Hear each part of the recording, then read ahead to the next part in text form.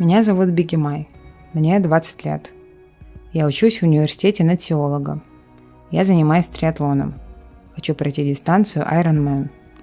Мы всегда ставим цели, а когда достигаем их, ставим новые цели. Человеку дана великая ценность и ответственность, его свобода. И каждый вправе решать сам, что он хочет делать. Мой выбор – плотки религии. Религия учит меня моим принципам. Через нее познаешь жизнь.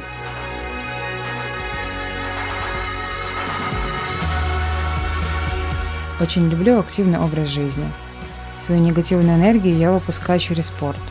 Хотя в детстве не была активным ребенком, была необщительной. Что-то новое всегда давалось тяжело. Но оказывается, взгляд на жизнь меняется колоссальным образом. Стоит только трудиться, стараться и меняться, работать над собой.